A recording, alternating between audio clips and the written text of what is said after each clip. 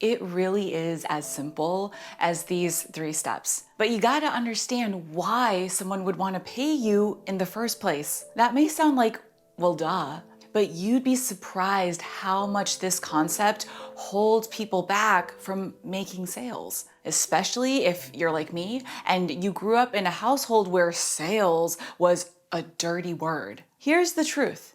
People are not paying for you, your worth, or your time. What they're really paying for is the value of what those things can help them get. That's why the first and most important step is to get clear on what that value is. What are you bringing to the table? I know that can get kind of confusing nowadays though, especially when I feel like everyone and their mom is saying, give value. So let's be clear.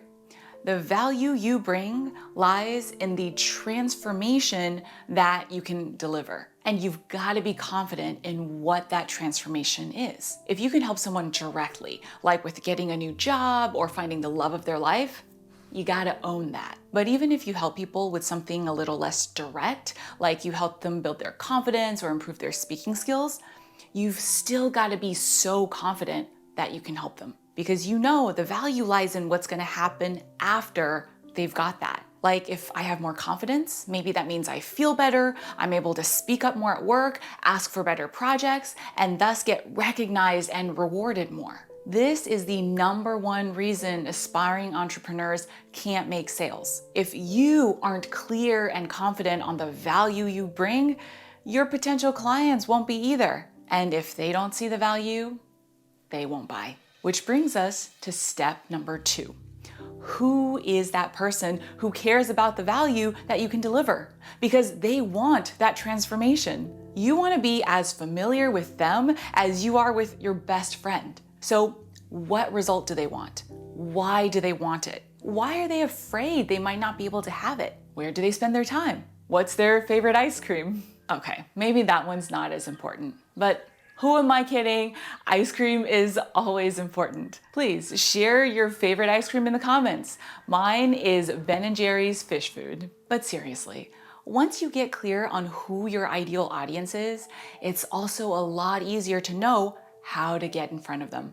That's why this is step #3. But there's a very important point I want to hammer home here. Getting in front of your ideal clients is an active thing. You're not just sitting back, posting content, and waiting for people to find you. Because if you're new and people don't know who you are, no matter how good you are at what you do, it's gonna be hard for you to stand out if that's all you're doing. I experienced this firsthand back when I was managing ads for huge companies, had my own team at work, and was making 6 figures. I thought, hey, that is more than enough to establish my credibility. But people kept on telling me, yeah, you might have a nice LinkedIn, but you don't have any reputation online and you kind of look like you're 12. So I think I'll pass. The solution to overcoming this, being new in your business and not having a reputation online yet, can be found in ice cream. Bear with me here.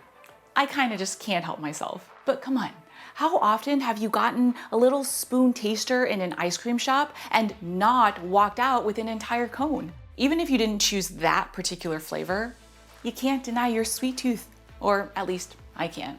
Please tell me I am not alone. But back to business, which, believe it or not, I actually do love even more than ice cream. What you want to do is to apply that free taster strategy to your business. This looks like a free targeted session where you help someone with one specific takeaway within 30 minutes to an hour. This way, you're able to demonstrate your skills and experience, which is by far the most effective way to overcome skepticism and make sales by having a clear benchmark.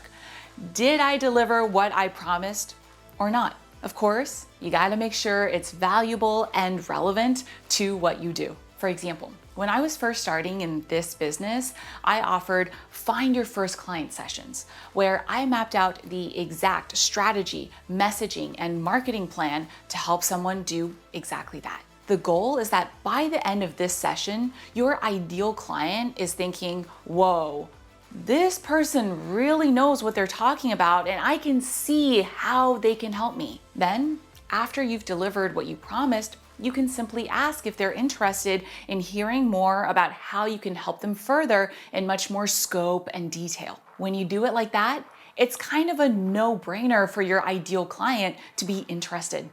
High five to that. But I also want you to leave this video with actual places to go to find your ideal client, because you gotta be able to do that before you can offer them your free taster. So let's get super specific so that you can hit the ground running. First, you wanna look at your existing network. I'm talking work people and personal people. Now, I can feel you maybe already cringing through the screen. Luisa, I do not want to be salesy with people that I know. But the truth is, and this goes back to the value transformation we talked about earlier, it's not really being salesy if you can help people get the transformation that they want. Plus, I've got a super effective way for you to tap into your network while coming across looking like a hero. The key is, when you're reaching out to people you know, you're gonna ask them if they know anybody who would want help with the thing that you can help with. Then you're gonna tell them that because you're just starting your business,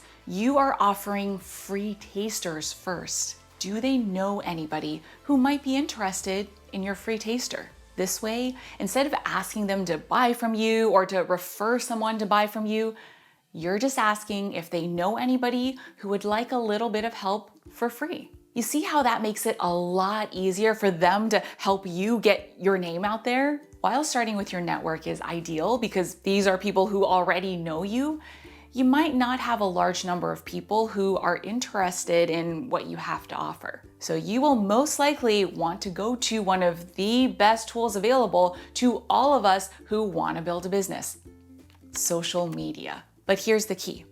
Most people make the mistake of just posting on their accounts and waiting for people to find them. Unless you already have great marketing skills somehow, that's gonna take you a lot longer than you'd probably like. So instead, here's how I recommend using social media for faster results. There's one platform where people gather into specific groups over a shared interest or problem. Like, it could not be more tailor-made to help you find potential groups of your ideal clients without you having to do any extra work. If you haven't already guessed, I'm talking about Facebook groups. Some people will tell you that those don't work anymore, but they could not be more wrong. Especially when you realize that over 1.8 billion people use Facebook groups every month.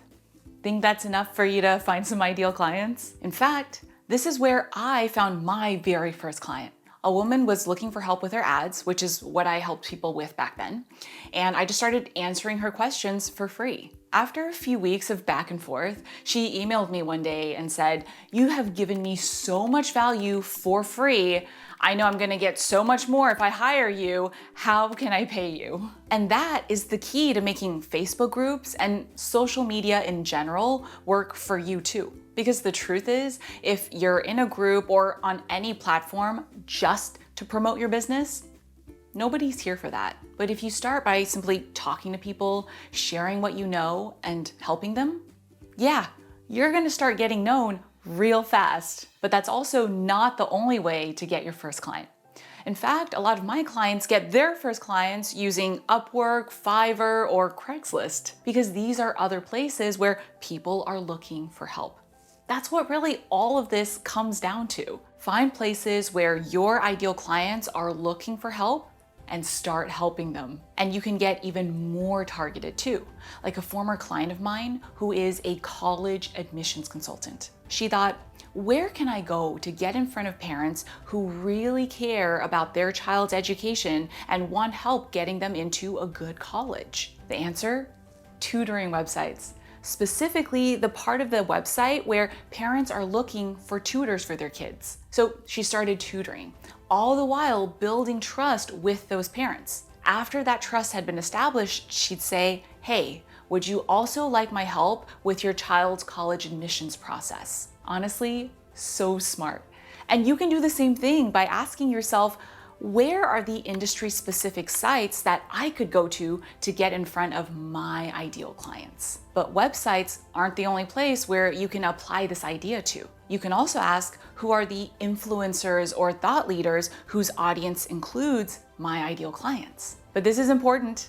I'm not talking about getting in front of your competitors' hard-earned audience, because frankly, that doesn't make sense for them, and it's gonna feel weird to you too. Instead, brainstorm people who offer something that's complementary to you. For example, one of my first times ever doing this, I pitched myself to this podcast, which I was pretty sure some of my ideal clients listen to too. I basically said, here's how I can bring value to your audience.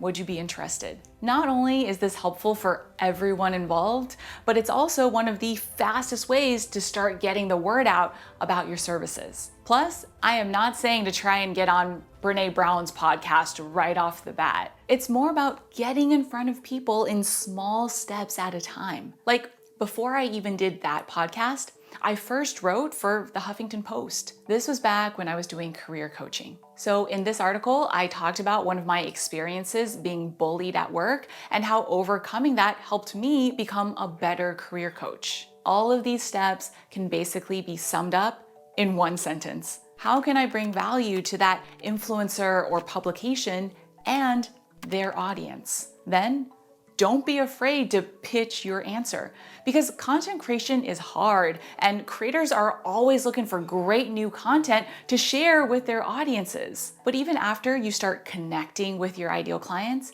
you still gotta close that sale. However, I don't want you to worry about that, because there is a way to do it that feels good, creates win-win relationships, and helps you make more sales without looking desperate. I'll walk you through how to do that in this next video. So I will see you over there.